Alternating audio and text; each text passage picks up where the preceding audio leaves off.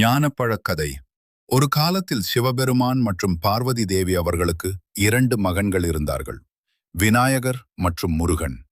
ஒரு நாள் நாரதர் அவர்கள் கைலாசத்திற்கு வந்து ஒரு விசேஷமான ஞானப்படம் கொண்டு வந்தார். அது ஒரே ஒருவருக்கு மட்டும் தரப்பட வேண்டிய படம். அப்போது சிவபெருமான் ஒரு சோதனை வைத்தார். உலகத்தை 3 முறை சுற்றி வந்து முதலில் வருபவருக்கு இந்த படம் கிடைக்கும்.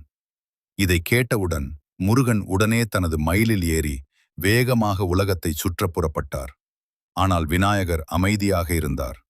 அவர் தனது பெற்றோர்களான சிவபெருமான் மற்றும் பார்வதி தேவியை 3 முறை சுற்றினார். அவரிடம் ஏன் இப்படி செய்தாய் என்று கேட்டபோது, எனக்கு என் அம்மா அப்பாவே உலகம் என்று பதில் சொன்னார்.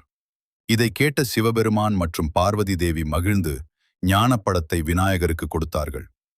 உலகத்தை சுற்றி வந்த முருகன் இதை பார்த்து மிகவும் வருத்தமடைந்தார். அவர் கோபமாக கைலாசத்தை விட்டு பழனி என்ற மலைக்கு சென்று துறவியாக நின்றார். பிறகு சிவபெருமான், பார்வதி தேவி இருவரும் அங்கு சென்று இந்த சம்பவத்தின் உண்மையான அர்த்தத்தை விளக்கினர். அப்போது முருகன் உணர்ந்தார், உண்மையான ஞானம் வேகத்தில் இல்லை, புரிதலில் இருக்கிறது.